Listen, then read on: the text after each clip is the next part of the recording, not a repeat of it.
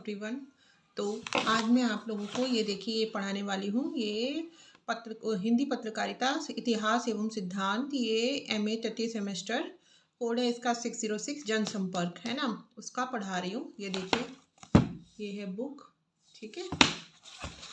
तो मुझे सिर्फ यही ख्याल रहता है कि जो लोग पहाड़ों पर हैं या जो लोग ओपन से पढ़ाई कर रहे हैं, अक्सर उनके पास समयाभाव रहता है। और समयाभाव में पढ़ाई कैसे, मैंने भी कई बार यूट्यूब की बहुत मदद ली है और काफ़ी सफलताएं भी अपने जीवन में अर्जित की हैं, समय बचा बचा के। और ऐसी ही टेक्निक से पहले भी मैंने बताया आपको कि जब मैंने कॉम्पिटिटिव एग्ज़ाम्स काफ़ी जब क्लियर किए तो मैं क्या करती थी, आफ्टर मैरिज भी क्लियर किए मैंने। बिफोर मैरिज तो खैर मुझे ज़रूरत नहीं पड़ी क्योंकि घर में बहुत ही ज़्यादा सपोर्ट था मम्मी पापा का।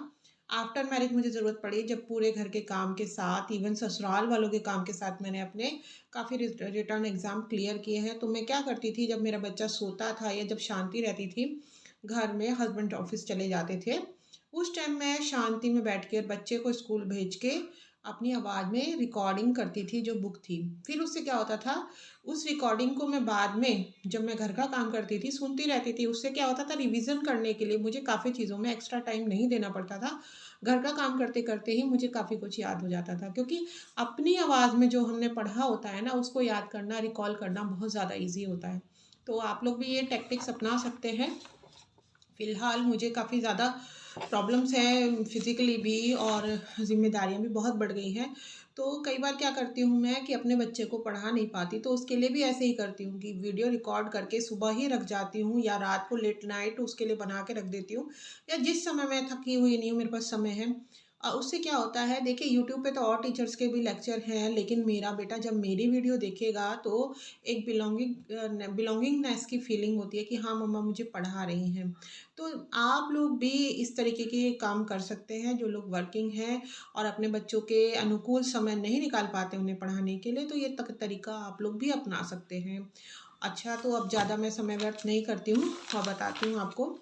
तो जो पहला इसका यूनिट है, ये है लोक स्वरूप एवं प्रवृत्ति। तो इसको इस तरीके से अलग अलग भागों में बांटा हुआ है। देखिए, प्रस्तावना, ठीक है, फिर है उद्देश्य, फिर लोक का स्वरूप एवं प्रवृत्ति, इसको भी कई पार्ट में बांटा हुआ है। जैसे प्राचीन भारतीय साहित्य में लोक शब्द की उपस्थिति, फिर पाश्चात्य साहित्य में लोक शब्द की उपस्थिति, फोक शब्द के विविध अर्थ, फिर लोक शब्द की परिभाषा, सारांश, उसके बाद में वही प्रश्नों के उत्तर, निबंधात्मक प्रश्न, ये सब, ठीक है।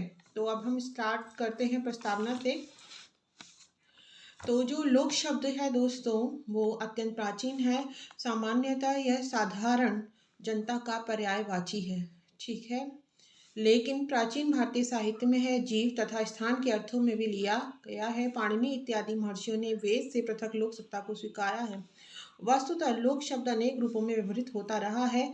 प्रस्तुत संदर्भ में लोक का सामान्य जनता के अर्थ में प्रयुक्त हो रहा है। उद्देश्य, प्रस्तुत इकाई का अध्ययन करने के बाद आप लोक शब्द के विभिन्न अर्थ और परिभाषा से परिचित होंगे। विश्व फलक में लोक के अर्थ को हृदयंगम करने की चेष्टा करेंगे।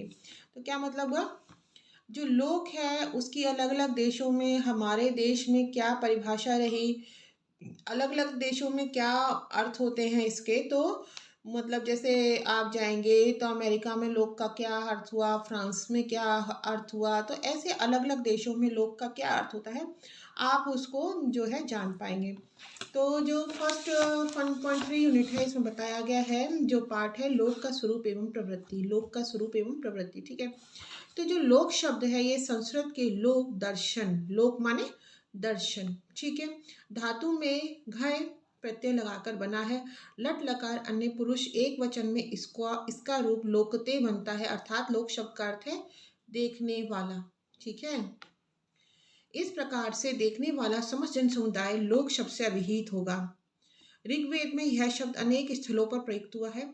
तो ये जो मेन है ना, मेन आगे तो आप याद कर लेंगे, इसकी जो मेन लाइन है ये देखने वाला तक ही मेन इंपॉर्टेंट है। क्या कि कैसे बना है ये शब्द, लोक दर्शन धातु से घय प्रत्यय लगाकर बना है, और लट लकार अन्य पुरुष एक वचन में इसका रूप क्या बनता है, लोकते, लोकते, ठीक है। अतः लोक शब्द का अर्थ क्या है, देखने वाला। अब ये मेन आ गया, इसी से सारी परिभाषाएं आप रिलेट करेंगे, आगे चल के आप यूनिट में देखेंगे। तो इस प्रकार से देखने वाला समस्त जन समुदाय लोक शब्द से अभिहित होगा। ऋग्वेद में यह शब्द अनेक स्थलों पर प्रयुक्त हुआ है। जनसाधारण हेतु प्रयुक्त लोक के लिए जन शब्द का प्रयोग दृष्टिगोचर होता है। ऋग्वेद में पुरुष सूक्त में प्रयुक्त लोक शब्द जीव और स्थान इन दो अर्थों में आया है। जैमिनी उपनिषद ब्राह्मण में लोक शब्द प्रत्येक वस्तु में परिव्याप्त व सर्वप्रसारित रूप में देखा जा सकता है। महर्षि पाणिनि ने भी वेद से पृथक लोक सत्ता स्वीकार की है। भरत मुनि ने नाट्य शास्त्र जहाँ भी आएगा वहाँ भरत मुनि का बहुत ही ज़्यादा अहम नाम है, तो इसको ध्यान रखेंगे। भरत मुनि ने नाट्य शास्त्र में लोक धर्मी प्रवृत्तियों की चर्चा करते हुए लोक की उपस्थिति स्वीकारी है। महर्षि व्यास ने भी महाभारत में जन सामान्य के रूप में लोक शब्द का प्रयोग किया है। अब जो इसका सब टॉपिक है वो क्या है? प्राचीन भारतीय साहित्य में लोक शब्द की उपस्थिति। क्या? प्राचीन भारतीय साहित्य में लोक शब्द की उपस्थिति। प्राचीन भारतीय साहित्य में शिष्ट तथा लोक दो प्रकार की स्पष्ट विभाजक रेखा थी।